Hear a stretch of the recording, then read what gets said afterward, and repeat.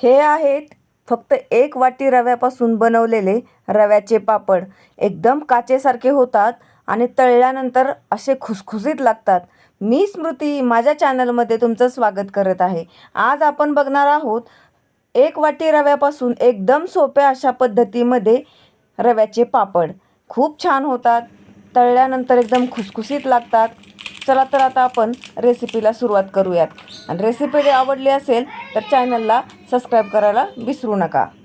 रव्याच्या पळी पापडसाठी आपल्याला लागणारं साहित्य, इथे 1 वाटी मी रवा घेतलेला आहे. बारीक रवा घ्यायचा. इथे एक अर्धा चमचा पापड खार घेतलेला आहे. थोडीशी कोथिंबीर, 1 चमचा तीळ घेतलेला आहे आणि चवीपुरतं मीठ. आता आपण हा रवा धुवून घेणार आहोत. धुवायचं ह्याच्यासाठी की आपले पापड हे चांगले पांढरे शुभ्र झाले पाहिजेत, म्हणून हा रवा आपल्याला धुवून घ्यायचा आहे. ह्याच्यासाठी मी एक हे भांडं घेतलेलं आहे. रवा कसा धुवायचा बघा.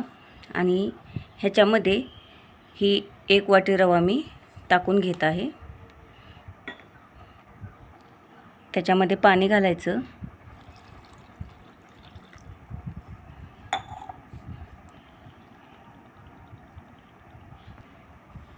आणि थोडंसं हाताने असं हे करून घ्यायचं त्याला.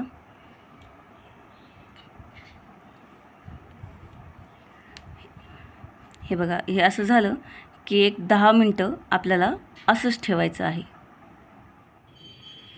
एक 10 मिनिट भिजू घातल्यानंतर रवा हे आता असं दिसतंय. पूर्ण रवा खाली बसलेला आहे आणि पाणी असं वरती आलेलं आहे. तर जे हे वरती आलेलं पाणी आहे ते आपल्याला आता काढून घ्यायचं आहे. आता हे एक भांडं घेतलेलं आहे आणि ह्याच्यामध्ये मी ह्याचं पाणी काढून घेते. हे बघा, असं पाणी अज्जात काढायचं.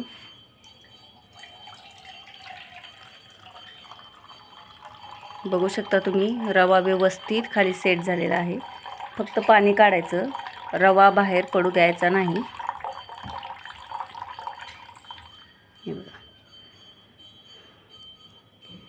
ह्याच्यातलं आता हे पाणी काढून झालेलं आहे आणि हा आता आपला रवा आहे. आता ह्या रव्यामध्ये जे आपण एकूण 7 वाटी पाणी घेणार आहोत त्याच्यामधील 2 वाटी पाणी आपल्याला ह्याच्यामध्ये घालून घ्यायचं आहे.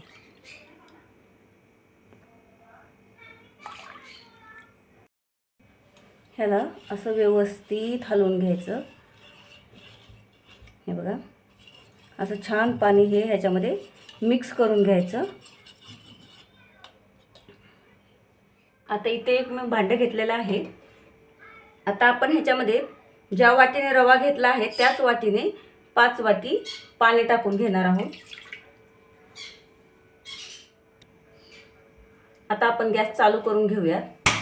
आणि आता ह्या पाण्यामध्ये आपल्याला हे जे जिन्नस घेतले होते ते टाकून घ्यायचे आहेत. आधी मी हे तीळ टाकत आहे, चवीपुरतं मीठ आणि पापड खार. कोथिंबीर आपण आत्ताच टाकणार नाही आहे ह्याच्यामध्ये, कारण की आत्ता जर ह्याच्यामध्ये कोथिंबीर किंवा चिली फ्लेक्स वगैरे टाकलं ना तर ह्याचा कलर चेंज होतो. आता आपण ह्याच्यावरती झाकण ठेवूयात आणि ह्याला एक चांगली उकळी काढून घेऊयात. आता बघूयात आपण पाणी उकळलेलं आहे का. हे बघू शकता तुम्ही, पाणी चांगलं उकळलेलं आहे. आता आपण गॅस कमी करून घेऊयात आणि ह्याच्यामध्ये हे बॅटर टाकायला घेऊयात. टाकण्याच्या आधी हे चांगलं व्यवस्थित असं मिक्स करून घ्यायचं आहे, म्हणजे ते एकसारखं होतं. आणि कंटिन्यू हलवत आपल्याला थोडं थोडं करून हे मिश्रण ओतायचं आहे. कंटिन्यू हलवत राहायचं, म्हणजे त्याच्यामध्ये गाठी होत नाही आहेत. हे बघा, आता हे सगळं मिश्रण टाकून घेतलं आहे आणि मी कंटिन्यू त्याला हलवत आहे. असं हलवल्यानंतर त्याच्यामध्ये बिलकुल गाठी होत नाहीत, एकसारखं मिश्रण होतं आणि पापड्याही त्याच्या खूप छान होतात. त्याच्यामुळे कंटिन्यू हलवत राहायचं त्याला. हे बघू शकता, थोडंसं जाडसर मिश्रण व्हायला हवं. जर तुमचं ह्याच्यापेक्षा जास्त जाडसर झालं तर एक अर्धी वाटी पाणी ह्याच्यामध्ये गरम करून टाका. थंड पाणी टाकू नका, नाहीतर नंतर पापडाला तडा जातात. त्याच्यामुळे कधीही गरम पाणी टाकायचं. आता ह्याला एक आपण 10 मिनिट शिजू द्यायचं आहे, पण प्रत्येक 2 ते 3 मिनटाला आपल्याला कंटिन्यू ह्याला असं हलवत राहायचं आहे. त्याच्यामुळे मिश्रण व्यवस्थित शिजलं जातं आणि बुडाला देखील चिटकत नाही. चला तर आता आपण हे सगळं व्यवस्थित शिजवून घेऊयात. बघू शकता आता ह्याच्यावरती अशी साय धरायला सुरुवात झालेली आहे. म्हणजे आपलं पीठ हे बघा शिजून झालेलं आहे. हे बघा ह्याच्यामध्ये असा थोडासा चिकटपणा देखील जाणवायला सुरुवात झाली आहे. म्हणजे आपलं आता हे पीठ शिजलेलं आहे. आता आपण ह्याच्या पापड्या घालू शकतो. हे बघा असं चांगलं शिजवायचं. कच्चं राहिलं ना शिजल्याचं तर त्याला तडा जाऊ शकतो. त्याच्यामुळं कधीही चांगलं शिजवून घ्यायचं ह्याला. आता आपण ह्याच्यामध्ये कोथिंबीर टाकून घेणार आहोत.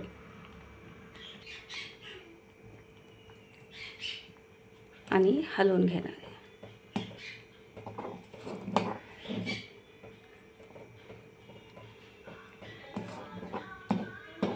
शिजत आल्यानंतरच कोथिंबीर टाकायची.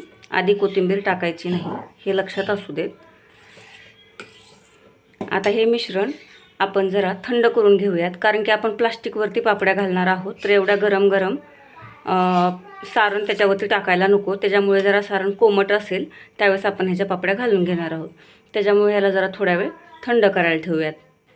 आता हे सारण आपलं आहे ते कोमट झालेलं आहे आणि आपण ह्याच्या आता पापड्या घालून घेणार आहोत. इथे मी असं खाली एक प्लास्टिक टाकलेलं आहे. आता आपण त्याच्यावरती पापड घालूयात. घालून दाखवते मी तुम्हाला. हे बघा खूप छान पापड्या होतात. हे नक्की ट्राय करा तुम्ही. तुम्हाला जेवढी साईज हवी आहे त्यानुसार तुम्ही हे पापड घालून घ्यायचे आहेत.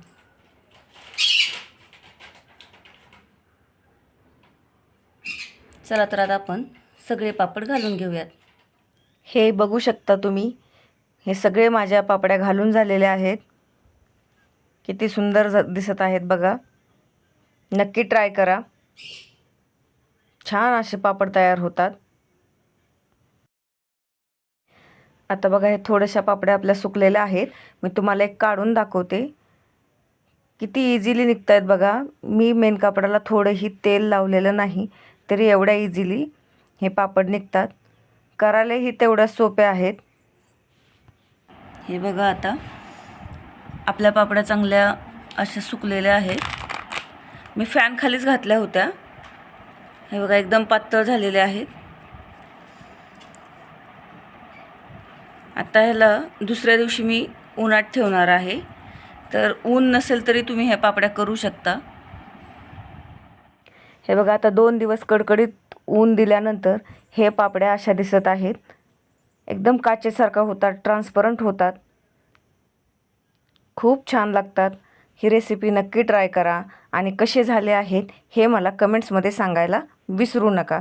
चला तर मी आता तुम्हाला एक पापड ह्याच्यामधला तळून दाखवते. तेल गरम झालेलं आहे. बघा आता हे पापड टाकल्यानंतर बघा किती फुलतोय. दुप्पट होतो हा पापड. नक्की ट्राय करा आणि सांगा कसे झाले आहेत ते. आता मी एक असे 4 ते 5 पापड तळून घेतलेले आहेत आणि त्यातला एक मी तोडून दाखवते. खूप इझिली तुटला जातो. हे बघू शकता. आणि रेसिपी आवडली असेल तर चॅनलला सबस्क्राईब करायला विसरू नका. तोपर्यंत मस्त खा आणि स्वस्त राहा. भेटू लवकरच दुसऱ्या रेसिपीसोबत. तोपर्यंत बाय.